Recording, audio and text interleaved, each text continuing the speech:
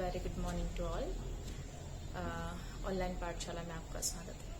सो आज हम लोग पढ़ने वाले हैं गार्डनर का बुद्धि सिद्धांत। ठीक है, और ये कंटेंट जो है मैंने ऑफ कोर्स बुक से तो रिसोर्स लेना ही पड़ेगा, तो लर्निंग एंड टीचिंग की बुक प्लस इंटरनेट और विद एग्जाम्पल समझाया, इजी लैंग्वेज में समझाया है, and how to write an answer वो भी बताया है। So let's start. सो आज हम पढ़ेंगे गार्डनर का बहुबुद्धि सिद्धांत। क्लियर? तो गार्डनर भाई साहब ने सन 1983 में ये कहा कि भाई जो इंसान होता है, जो सामान्य इंसान होता है, उसकी जो बुद्धि होती है बड़ी सी, उसकी बुद्धि जो होता है वो कई तरीकों से काम करती है। क्या बोल रहा है वो? कि बुद्धि जो है वो कई तरीकों से काम करती है, कई तरीकों से कई क्षेत्रों में, ठीक, काम करती है। और इनका बोलना था कि ये जो बुद्धि है वो कई क्षेत्रों में एक साथ विकसित हो सकती है, एक साथ विकसित हो सकती है। ठीक है, फॉर एग्जाम्पल भाई हम पढ़ाई कर रहे हैं, ठीक है, मान लो हम 10वीं में हैं, ठीक है, हम हिंदी भी पढ़ रहे हैं, हम इंग्लिश भी पढ़ रहे हैं, ठीक है, हम EVS भी पढ़ रहे हैं, हम SS भी पढ़ रहे हैं, हम मैथ्स भी पढ़ रहे हैं। तो ये क्या कर रहे हैं? हम पूरी बुद्धियों को एक साथ ही विकसित कर रहे हैं ना। तो यही तो बोलना था किसका? गार्डनर का। ठीक है, कि हम जो एक सामान्य व्यक्ति होता है वो अपनी बुद्धि को कई तरीकों से कई क्षेत्रों में एक साथ विकसित कर सकता है। जैसे भाषा, ये हमारी भाषा हो गई, भाषा हो गया, मतलब पारिस्थितिकी हो गया, मतलब इसको बोलते हैं प्राकृतिक बुद्धि, ये होता है सामाजिक बुद्धि, गणितिक बुद्धि, तार्किक बुद्धि। ठीक है, तो ये हम एक साथ विकसित कर सकते हैं। ठीक है, और इनका बोलना था ये जितनी बुद्धियां हैं, मतलब और ये बुद्धियां जो होती हैं वो एक दूसरे से स्वतंत्र होती है। मतलब हम ऐसा नहीं कि मैथ्स का यूज इसमें कर रहे हैं, मतलब एक है तो मतलब स्वयं में स्वतंत्र बुद्धि है ना, एक भाषा की बुद्धि है तो स्वयं में स्वतंत्र होती है, किंतु एक दूसरे से अंतःक्रिया करती है। क्या करती है? एक दूसरे से अंतःक्रिया। क्लियर? तो आपका फर्स्ट पैराग्राफ अगर गार्डनर का बहुबुद्धि सिद्धांत आया है तो क्या आएगा कि जो गार्डनर है उन्होंने बहुबुद्धि सिद्धांत प्रतिपादित किया सन 1983 में। उनके अनुसार एक सामान्य व्यक्ति जो होता है उसकी बुद्धि कई तरीकों से कई क्षेत्रों में एक साथ विकसित होती है। जिससे कोई एक ही व्यक्ति एक साथ भाषा, सामाजिक विज्ञान, गणित आदि विषयों का अध्ययन करता है। ठीक, तो इनके अनुसार जो बुद्धि होती है वो स्वयं में स्वतंत्र तथा एक दूसरे से अंतःक्रिया करती है। इतना क्लियर है? ठीक है, तो अब उन्होंने इसी के आधार पर कितने दिए हैं? 8 बुद्धि के सिद्धांत दिए। देखिए बुक में और शायद सूर्या वगैरह में 7 दिए हैं, पर इन्होंने 8 प्रकार की बुद्धि को बताया है। ठीक है, जो सामान्य व्यक्ति में होती है और वातावरण से प्रभावित होकर। भाई यहाँ तक तो हम 10th तक तो हम सभी पढ़ रहे हैं, फिर आगे जाके किसी ने मैथ्स ले लिया तो वो इंजीनियर बन गया। ठीक है, किसी ने साहित्य ले लिया तो वो अलग अलग, मतलब सभी अलग अलग जगहों पे, मतलब एक विशिष्ट विषय को चुन के, एक विशिष्ट सामान्य विषय में हमने विशिष्टता हासिल करी और हम उसी में आगे बढ़े। ठीक है, तो हम वो बन गए, जैसे इंजीनियर बन गया, मतलब किसी ने साइंस लिया था तो वो डॉक्टर बन गया, मतलब उस हिसाब से। ठीक है, तो हम जो होते हैं वातावरण से प्रभावित होकर एक बुद्धि कारक को विकसित करते हैं। ठीक, तो पहला पैराग्राफ तो इतना आ जाएगा भाई एग्जाम्पल तक कि हाँ ये विषय। सेकंड आ जाएगी लाइन कि भाई जो बुद्धि होती है, इनके अनुसार जो बुद्धि होती है वो स्वतंत्र होती है, स्वयं में स्वतंत्र होती है, किंतु दूसरी बुद्धि की जो तत्व है उससे अंतःक्रिया करती रहती है। ठीक, इन्होंने 8 प्रकार की बुद्धि बताई है जो सामान्य व्यक्ति में होती है, सामान्यतः सभी में होती है।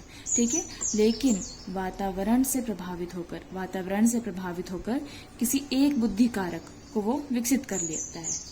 ठीक, इतना समझ में आ गया है? ठीक, अब देखो, अब इन्होंने 8 प्रकार बताया, तो वीडियो ही पॉज हो गया था, पता ही नहीं चला। ठीक है, तो इन्होंने 8 प्रकार की बुद्धि बताई। देखिए हम भाषा पढ़ते हैं, इंग्लिश, हिंदी, जो भी हम पढ़ रहे हैं, ठीक है, तो भाषाई बुद्धि के अंतर्गत आता है। गणितीय बुद्धि, हम गणित पढ़ते हैं। प्राकृतिक बुद्धि, EVS पढ़ते हैं। शारीरिक बुद्धि, जिसमें हम जो हमारी शारीरिक गतिविधियां जो अपन नॉर्मल स्कूल में होती है। ठीक है, संगीत संबंधी, तो इतनी चीजें तो भाई अपन स्कूल में करते हैं। क्लियर? तो ये हमको याद भी हो जाएगी, भाषा, गणित, प्राकृतिक बुद्धि, शारीरिक बुद्धि, संगीत संबंधी बुद्धि। ठीक, अब इसमें एक्स्ट्रा जब हम बड़ी क्लास में आ गए तब हम क्या कर रहे हैं भाई, स्थानिक बुद्धि, ये एक अलग टर्मिनोलॉजी है, इसको भी मैं एक्सप्लेन करूंगी। ठीक है, एक होता है व्यक्तिगत आत्मबुद्धि और एक होता है व्यक्तिगत अन्य बुद्धि। ठीक है, अब इनको हम विद एग्जाम्पल समझते हैं कि भाई ये तो सामान्य रूप से सभी व्यक्तियों में होता है। ठीक है, हम सब मतलब बोल सकते हैं कि किस व्यक्ति से कब क्या बोलना है, क्या करना है, तो ये सब चीजें हम भी जानते हैं। व्हाट हैपन यार, हाँ, वेयर आर वी। हाँ, तो स्टार्ट करते हैं भाषाई बुद्धि से। तो भाषाई बुद्धि किसे बोलते हैं हम, कि हमारी भाई भाषा पे कमांड है। भाषा पे कमांड इन द सेंस हम जानते हैं कि भाषा का शब्दों का प्रयोग कैसे करना है, उसको लिखना कैसे, मौखिक कैसे बोलना है। ठीक है, तो कुछ कुल मिला के हमारी कमांड कहाँ पे है, भाषा पे है। तो भाषाई बुद्धि, इसका एग्जाम्पल हो सकते हैं लेखक हो गए, साहित्यकार हो गए, कवि हो गए। ठीक है, तो उन्होंने क्या किया, अपने भाषाई बुद्धि को विकसित कर लिया, मतलब बुद्धि के एक कारक को विकसित करा हुआ है तो उनमें भी सब, लेकिन एक कारक अधिक विकसित है। ठीक है, तो भाषाई बुद्धि में आप लिख सकते हैं कि भाषा पे कमांड रहती है। ठीक है, और इसमें भाषा को कैसे लिखना है, कैसे बोलना है, कैसे प्रयोग में लाना है। ठीक है, वो भाषाई बुद्धि के अंतर्गत एग्जाम्पल आ जाएगा लेखक, साहित्यकार, कवि। ठीक, नेक्स्ट आता है गणितीय बुद्धि। अब गणितीय बुद्धि में आता है कि हम जो तर्क होता है या फिर सांख्यिकी हो गई है, तर्क हो गया या फिर सांख्यिकी हो गया, गणित हो गया, इसमें कुशल होते हैं। ठीक है, इसका एग्जाम्पल हमारे इंजीनियर वगैरह आ गए। ठीक है, तो उनमें गणितीय बुद्धि अधिक विकसित होती है। ठीक है, प्राकृतिक बुद्धि की बात करें, प्राकृतिक बुद्धि से मतलब है कि भाई बुद्धि का जो कारक है वो प्रकृति के अधिक निकट है। किसके अधिक निकट है, प्रकृति के अधिक निकट है, तो उसे प्राकृतिक बुद्धि कहा जाता है, जिस व्यक्ति की बुद्धि। ठीक है, इसमें आ जाएगा अपना बॉटनिस्ट आ जाएगा।